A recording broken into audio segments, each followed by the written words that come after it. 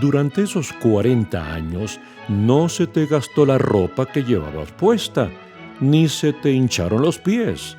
Reconoce en tu corazón que así como un padre disciplina a su hijo, también el Señor tu Dios te disciplina a ti. Bienvenido, bienvenida a Pensemos, con el autor y apologista cristiano, Ravi Zacharias. ¿Alguna vez ha atravesado por un momento difícil y se ha preguntado ¿por qué a mí? ¿Por qué enfrentamos fracasos, pruebas y tribulaciones? Puede que la respuesta no sea fácil de aceptar en medio de la tormenta, pero esta existe. Ravi Zacharias abordará el tema de los desafíos en nuestras vidas. Su serie se titula Interprete los fracasos, conserve las victorias. Y comenzaremos en el medio del desierto. Escuchemos. Por favor, le pido que sea tan amable de leer conmigo dos pasajes de la Biblia. Uno es un versículo muy breve en Deuteronomio, capítulo 1, y luego, si avanza con su dedo hasta el capítulo 8 de Deuteronomio, avanzaremos del capítulo 1 hasta el capítulo 8. Varios versículos. Mire el versículo 2 del capítulo 1. Por la ruta del monte Seir hay 11 días de camino entre Horeb y Cades Barnea. Esa es una declaración bastante explícita. Luego el siguiente versículo dice, el día primero del mes 11 del año 40. ¿Qué pasó? Me acaban de decir que eran 11 días de camino, y el siguiente versículo me dice lo que pasó 40 años después. ¿Qué estuvieron haciendo por más de 38 años en lugar de hacer esa corta travesía de 11 días? Ahora vaya al capítulo 8 y leeremos algunos versículos allí. Cumple fielmente todos los mandamientos que hoy te mando para que vivas, te multipliques y tomes posesión de la tierra que el Señor juró a tus antepasados. Recuerda que durante 40 años el Señor tu Dios te llevó por todo el camino del desierto y te humilló y te puso a prueba para conocer lo que había en tu corazón y ver si cumplirías o no sus mandamientos. Te humilló y te hizo pasar hambre, pero luego te alimentó con maná, comida que ni tú ni tus antepasados habían conocido, con lo que te enseñó que no solo de pan vive el hombre, sino de todo lo que sale de la boca del Señor. Durante esos 40 años no se te gastó la ropa que llevabas puesta, ni se te hincharon los pies. Reconoce en tu corazón que así como un padre disciplina a su hijo, también el Señor tu Dios te disciplina a ti. Ahora, permítame darle la definición de algunos términos. Canaán, en la referencia del Nuevo Testamento particularmente, y luego la experiencia del Antiguo Testamento. Por favor, ponga atención. Canaán es un tipo de la perfecta voluntad de Dios para el creyente en este mundo. Y lo que Él quería ofrecerles en Canaán se expresa claramente en el libro de Éxodo y Deuteronomio, así como en 1 Corintios capítulo 10. Allí vemos por qué tantos de ellos nunca entraron en la tierra prometida y cómo renunciaron a esa gran promesa y privilegio. Ahora, Dios nos indica a usted y a mí qué fue lo que salió mal. Creo que fue Eugene Peterson en su libro Correr con los caballos, quien cuenta sobre la época en que era un joven pastor asociado que trabajaba en la ciudad de Nueva York, y el conserje en esa iglesia en particular era un hombre llamado Willie Oso, pero solamente era conserje por la noche. Durante el día era un artista profesional que trataba de ganarse la vida a duras penas. Y Peterson notó cuán duro era este hombre. Parecía tener una ausencia de cualquier afinidad con la iglesia local. Supuestamente amaba a Cristo, pero entregaba muy poco tiempo al cuerpo de Cristo, a la iglesia. Ahora, Peterson decidió que iba a tratar de entablar una amistad con este hombre, pero no sabía cómo hacerlo. Finalmente le dijo a Willie Oso, «Mira, me gustaría que me hagas un retrato. y me gustaría pasar 2 o 3 horas cada semana contigo. Me gustaría ver cómo haces tus retratos. Él hizo esto para hacerse amigo de este hombre. Entonces, una vez por semana, Peterson iba a la casa de Oso para que Oso pinte su retrato, pero nunca permitió que Peterson viera el progreso que estaba haciendo, hasta que finalmente llegó el día en que presentaría el cuadro. La esposa del artista entró en la habitación, miró al sujeto Peterson, miró al retrato, y en su idioma materno ella gritó y dijo que no había parecido entre el sujeto y la pintura. Finalmente, Peterson se acercó para ver el cuadro y vio facciones duras, toscas. No había compasión en los ojos, no había ternura en la sonrisa. Peterson miró a Oso y le preguntó, ¿por qué me retrataste de esa manera? Yo ni siquiera me veo así. Y Oso respondió, Señor Peterson, lo pinté tal como lo imagino si el amor de Dios se aparta de su vida. Y agregó, me gustaría que guarde este cuadro durante toda su vida, porque mientras más comience a parecerse a este retrato, usted se dará cuenta de que habrá perdido el amor mismo de Cristo en su corazón. Y Peterson en su libro dice que tiene guardado el cuadro en el armario, y de vez en cuando lo mira para recordar cómo sería su aspecto si perdiera la presencia de Dios que habita en su interior. Y lo que vemos aquí, en el libro de Deuteronomio, es un cuadro de cómo Dios quería que el pueblo de Israel se viera. Y si va al Nuevo Testamento, encontrará el armario donde está colgado el retrato, la verdad que Dios quiere enseñarnos. Amigo, amiga, por favor, no se pierdan este argumento. En la nación de Israel, la salvación fue cumplida y simbolizada en el Éxodo. Su identidad se definió en el Sinaí y su preservación se garantizó durante los 40 años en el desierto. Ellos debían refrescar sus recuerdos de la gracia salvadora de Dios en la fiesta de la Pascua. Ellos debían renovar sus compromisos en la fiesta del Pentecostés y debían responder como una comunidad bendecida en la fiesta de los tabernáculos. Eran una comunidad redimida, una comunidad dirigida, una comunidad bendecida, y sin embargo, hubo un fracaso, y Dios nos dice por qué. Él nos da 3 verdades que estaba tratando de enseñarles a lo largo de 40 años.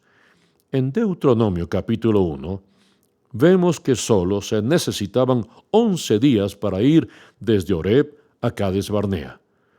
Pero les tomó cerca de 40 años llegar. En Éxodo capítulo 13, verso 17, dice que Dios los guió por una ruta un poco indirecta para llevarlos allá. Si los hubiese llevado a través de una ruta directa, hubiese sido cuestión de unos pocos días. Pero en Éxodo 13 y 17, Dios nos dice por qué no los llevó a través de esa ruta directa. Dice lo siguiente: cuando el faraón dejó salir a los israelitas, Dios no los llevó por el camino que atraviesa la tierra de los filisteos, que era el más corto, porque pensó, si se les presentara batalla, podrían cambiar de idea y regresarse a Egipto. En otras palabras, si hubiesen tomado la ruta corta, hubiesen enfrentado enemigos y poderes que hubieran tratado de detenerlos en su camino y no tenían el coraje moral o la determinación para poder enfrentar esa clase de enemigo. Por tanto, en lugar de llevarles a través de la ruta más corta, los llevé por una ruta larga, a la luz del hecho que ustedes no tenían la fuerza para enfrentar lo que hubiesen tenido que enfrentar. Es algo muy sencillo. Permítame darle este principio. La ruta más corta no siempre es la mejor porque puede pasar por alto algunas de las lecciones más preciosas de la vida. Uno de mis amigos más queridos en el ministerio es Leighton Ford. el cuñado de Billy Graham. Leighton Ford perdió a su joven hijo, Sandy. Cuando su hijo estaba bajo el bisturí del cirujano en el hospital, Leighton caminaba en la sala de espera orando. Señor, por favor, sé bueno con mi hijo. Señor, por favor, sé bueno con mi hijo. Por favor, sánalo. Y con un deseo atrevido y un gran celo, clamaba a Dios. Sin embargo, no pasó mucho tiempo cuando le informaron que Sandy había muerto. Hace algún tiempo, estaba en un salón con otros 20 evangelistas y Leighton Ford estaba en ese centro. Formamos un círculo a su alrededor y esta era la sesión final de esa conferencia para evangelistas. Y mientras llegábamos a la conclusión, él nos dio la oportunidad de hacer preguntas. Uno de los evangelistas más jóvenes dijo: Leighton, ¿podría contarme cuál ha sido el momento o experiencia más difícil de su vida como siervo de Dios? Jamás olvidaré esa escena mientras viva. Yo diría que pasaron al menos 2 o 3 minutos antes de que Leighton pudiera abrir su boca y luego, gradualmente, sus ojos se inundaron de lágrimas que comenzaron a bajar por su rostro. Era muy evidente, para el que hizo la pregunta, que había puesto el dedo sobre una llaga que todavía estaba abierta en la experiencia de Leighton. El tema volvió a relucir unos pocos días más adelante, cuando estábamos en Singapur, en una conferencia para líderes de jóvenes, y Leighton estaba predicando el mensaje de cierre, en el que dijo: si usted busca sabiduría, si usted busca a alguien que pueda darle sabiduría, permítame recomendarle que busque a alguien que ha sido herido profundamente y cuya fe haya permanecido sin derribarse. Permítame recordarle que busque a alguien que haya sido herido profundamente y cuya fe haya permanecido sin derribarse. Y a los jóvenes no les digo esto con ninguna ligereza. Cada vez que vean a una persona mayor que está dando un consejo y ven que sus labios comienzan a temblar o ven la intensidad del sentimiento, recuerden, él está trayendo consigo años de heridas y dolor para demostrarle cómo la fe permaneció sin ser derribada a través de ese proceso. Y lo que Dios le dice a este pueblo es lo siguiente: traté de humillarte a través de todo esto, traté de sacudirte de alguna manera para que reconozcas de dónde viene la genuina sabiduría. Y el primer paso de la sabiduría es el temor del Señor. Esa es la razón por la cual la primera bienaventuranza dice: bienaventurados los pobres en espíritu. Puedo ver al menos 2 maneras en las que usted y yo podemos aprender la humildad. Y por favor, créame que en algún punto de su vida usted tendrá que aprenderlo. Y hay 2 maneras en las que podemos aprenderlo. La una parece relativamente más simple. No es simple, pero en comparación podría parecer la ruta más fácil. Esto lo vemos en Filipenses capítulo 2, que dice: la actitud de ustedes debe ser como la de Cristo Jesús, quien siendo por naturaleza Dios, no consideró el ser igual a Dios como algo a que aferrarse. Por el contrario, se rebajó voluntariamente, tomando la naturaleza de siervo y haciéndose semejante a los seres humanos. Y al manifestarse como hombre, se humilló a sí mismo y se hizo obediente hasta la muerte, y muerte de cruz.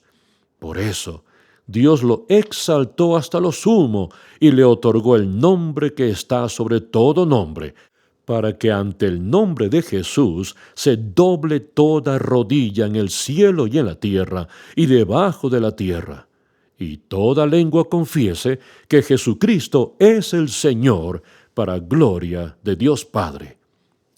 Piense en Jesús, de pie frente a Pilato, cuando Pilato le dice: ¿no sabes que tengo el poder para dejarte en libertad? Piense en Jesús, de pie frente a quienes lo traicionaron, frente a los sumos sacerdotes que realmente pensaban que tenían poder sobre él. Piense en Jesús al ser traicionado por el mismo Judas. Jesús pudo haber usado toda clase de recursos para revelarles en ese momento que tenía una hueste de ángeles a su lado. El poder moral no es tan descarado como el poder brutal, pero tiene su modo de conquistar. Externamente, el poder moral no es un sinónimo del poder brutal, pero tiene su modo de conquistar. Una forma de adquirir humildad es por medio de enfocarse en la vida de Jesús. La segunda manera de adquirir humildad, y puede que le sorprenda lo que voy a compartir en este momento con usted. Yo mismo no estoy seguro si estoy de acuerdo con todo mi corazón con la siguiente declaración. Creo que sí, pero permítame compartirlo con usted. Esto nos llega a través de la pluma de Tomás de Aquino. Hace siglos, cuando Aquino se refería a alojar a grandes líderes que habían caído en toda clase de tentaciones sexuales y llevaron mucha vergüenza a la comunidad, escuche lo que Aquino dijo al respecto. Con el fin de vencer su orgullo, Dios castiga a algunos hombres al permitirles caer en pecados de la carne, que aunque son los menos dolorosos, son externamente los más vergonzosos. A raíz de esto, sin duda, la gravedad del orgullo se hace manifiesta por los justos como un sabio médico que, con el fin de curar una enfermedad más grave, permite que el paciente contraiga una que es menos peligrosa. Por lo tanto, el pecado del orgullo se muestra como algo más doloroso por el mismo hecho de que tiene un remedio. Dios permite que algunos hombres caigan en sus pecados. ¿Se da cuenta de lo que está diciendo aquí? Dice que había algunos líderes que estaban tan intoxicados con su propio orgullo que la única manera en que Dios podía quebrantarlos con un sentido de humildad era verlos caer en otros pecados que la gente reconociera como graves, de modo que estos líderes pudieran reconocer el pecado del orgullo en su interior. Amigo, amiga, cuando usted y yo estamos dispuestos a ponernos delante de Dios y a reconocer la empobrecida naturaleza de nuestro espíritu, ese es el comienzo de una solución en nuestras vidas. Antes de eso, usted jamás podrá comenzar a darle cura a la enfermedad. Y le aseguro que Dios trató desesperadamente por 40 años de enseñarles a estos cientos de miles de hebreos el hecho que tenían que ser humildes, en lugar de andar en su arrogancia y autoconfianza desvergonzada. Lección número 1. El principio número 1. Humildad. Y estoy convencido de que una de las razones por las que Dios nos da hijos es para mantenernos humildes. Le he escuchado a mi hijo decirme las verdades más veces de lo que ningún otro amigo se atrevería a decir. Y mi hijo tiene toda la razón. ¿Alguna vez ha visto esta escena en la que suena el teléfono y alguien dice que es tal persona? Entonces usted dice, me gustaría que no me hubiese llamado, me gustaría que me hubiese llamado al trabajo, etc. Y luego usted toma el teléfono y le dice, ¿cómo estás? ¡Qué gusto escucharte! La próxima vez que usted vea que sus hijos lo hacen, recuerde de quién lo aprendieron. Ellos tienen una magia poderosa para traernos de vuelta a la tierra, para que podamos ver nuestra propia fragilidad y nuestra propia falibilidad. Dios se tomó 40 años para tratar de enseñarles a los israelitas la primera lección, la humildad. La lección número 2 es la espiritualidad, que el hombre no vive solamente de pan, sino de cada palabra que procede de la boca de Dios. Ahora, por favor, dése cuenta de que Dios no dice que las cosas materiales no son importantes, sino que Él simplemente quiere que las ponga en perspectiva. En Marcos 8, cuando Él alimenta a los 4,000, dice que tuvo compasión de ellos que tenían hambre. En Lucas 9, cuando los discípulos querían despedir a los 5,000, Él les preguntó, ¿cómo pueden hacer eso? Han estado esperando todo el día, necesitan ser alimentados. En Lucas 5 hay una declaración definitiva de Dios, y esto es lo que ocurre. Jesús está en una casa y estaba utilizando su poder divino para sanar a la gente. De repente, se escucha un ruido en el techo, y las tejas fueron levantadas del mismo. Así que bajaron a este hombre en su camilla, y de repente pasó de estar en el último lugar de la fila a estar frente a Jesús. Jesús descubrió esta movida tan astuta. Y aquí vemos al paralítico, imagínelo. Hay casi un sentido irónico del humor aquí. Los 4 amigos están arriba, orgullosos de sí mismos porque ubicaron a su amigo justo frente al toque de Jesús. Jesús lo mira y le dice, «Hijo, tus pecados te son perdonados». ¿Es para eso que vino? Y los fariseos pensaban, ¿qué clase de broma es esta? Recuerde que los fariseos jamás dijeron una palabra. Jesús dice, yo sé lo que ustedes están pensando. ¿Qué es más fácil decir? Hijo, tus pecados te son perdonados. O levántate, toma tu camilla y anda. Y Jesús agregó, pero esto está pasando para que ustedes sepan que el Hijo del Hombre también tiene poder para perdonar pecados. Entonces miró al hombre y le dijo, levántate, toma tu camilla y anda. Él suplió su necesidad física, pero la puso en perspectiva. Jesús les dijo que la principal necesidad de este hombre era espiritual y su necesidad secundaria era la física. Hasta donde lo puedo ver, hay 4 apetitos dentro de cada uno de nosotros. Un apetito físico que compartimos con el mundo animal. Luego está el apetito estético que compartimos en común con otros seres humanos. Tenemos también un apetito espiritual que reconoce su necesidad de Dios.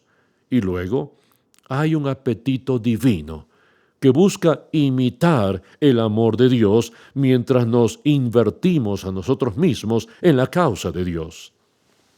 Ahora, me gustaría decirle que cuando mira a su alrededor en este mundo, ve mucho del apetito físico, todos esos apetitos físicos en la sensualidad y la búsqueda de lo material. Y ve mucho del apetito estético, todo ese apetito estético que está en las artes. Y todo se remonta al hambre espiritual. Pero cada vez se hace más angosto, hasta que en realidad llegamos a ese punto en nuestra historia en Occidente, donde si uno dice que es cristiano, es ridiculizado de formas nada sutiles.